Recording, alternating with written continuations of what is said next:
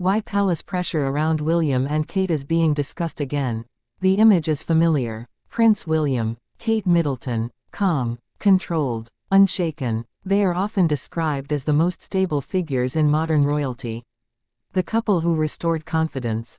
The future that feels safe. So here's the pattern interrupt. If everything is so stable, why is palace pressure around William and Kate being discussed again? Why now? Why again? And why does the palace seem more cautious every time the conversation resurfaces? Because what the palace didn't tell you is this. Pressure around William and Kate never disappears. It goes quiet, then it returns stronger. And this time, the reasons are deeper than appearances.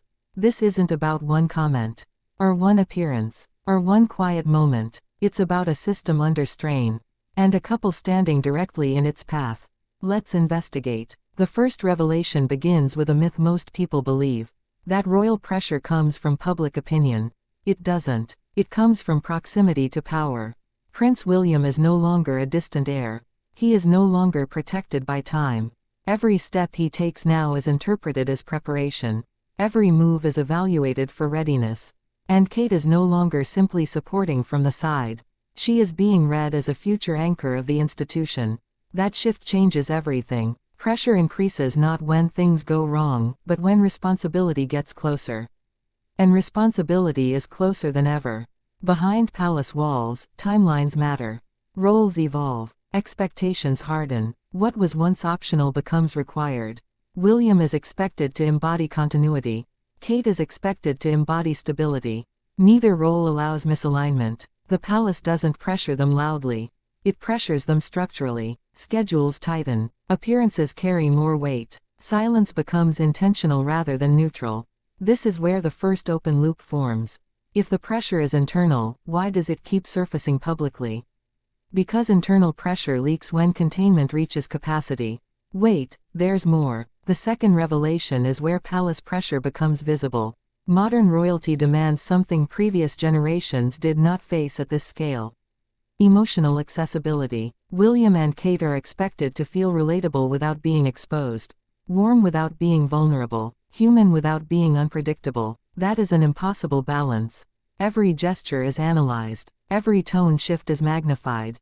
Every quiet period becomes narrative fuel. The palace responds with restraint. Fewer explanations. More silence. But silence doesn't calm modern audiences. It activates them. So when palace pressure increases internally, the public senses it externally. Not because something is wrong, but because something is changing.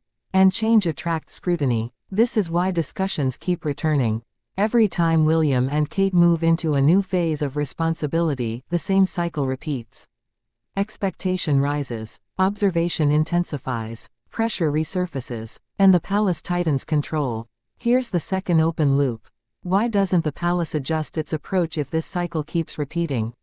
Because the pressure serves a purpose. Which leads us to the third revelation. Palace pressure around William and Kate is being discussed again because they are no longer just representatives. They are reference points. They are being measured against the past. Against failures. Against instability. Against moments the monarchy does not want repeated. William carries that memory intimately. He knows what happens when pressure is mishandled. He knows the cost of emotional exposure without protection. Kate understands something equally important. That survival inside the palace requires discipline without resistance. Together, they represent correction. And correction is heavy. The palace does not want perfection from them. It wants reassurance. Reassurance that the future will not fracture. That is why pressure never truly lifts. Because reassurance must be constant. Wait, there's more. Every time William and Kate handle pressure well, expectations reset higher. They manage that moment, so they should manage the next one. And the next. And the next. Endurance becomes assumption. Assumption becomes pressure. This is the loop no one talks about. The better they perform, the more they are asked to absorb. And absorb is exactly what they do. They don't push back publicly. They don't explain privately. They contain. But containment has limits. Not dramatic limits. Subtle ones. A change in tone. A careful sentence. A longer silence. That's when discussion starts again. Not because of crisis, but because of load. This brings us to the real reason palace pressure is being discussed now. The monarchy is transitioning. Transitions are when systems reveal stress. New expectations are forming around leadership style, visibility, emotional intelligence. William and Kate are expected to lead differently than before, but without rewriting the rules too quickly. That contradiction creates pressure by design. They are meant to modernize, carefully, humanize, selectively, adapt, without destabilizing. Every decision now carries generational weight. And the palace knows it. Which is why it speaks less, not more. Silence is not confusion, it's caution. But caution invites speculation, and speculation keeps pressure in the conversation. Wait, there's more. The discussion isn't only about William and Kate. It's about what kind of monarchy survives next.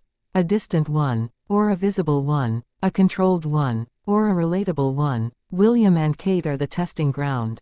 Every time pressure returns, the institution is quietly asking the same question. Can they carry this without cracking? So far, they have. But endurance is not infinite. And people sense that. Not fear, not alarm, just awareness. That awareness fuels discussion. And now we reach the payoff. Palace pressure around William and Kate is being discussed again because it never stopped existing. It only went quiet. The pressure is not a sign of failure. It's a sign of transition. But here's the controversial question. If the monarchy requires this level of constant pressure on its future leaders, is the system protecting stability, or slowly consuming it? That's the question the palace won't answer. And that's why I want to hear from you. Do you think palace pressure is necessary to maintain modern royalty? Or do you think William and Kate are being asked to carry too much for one generation? Tell me what you think.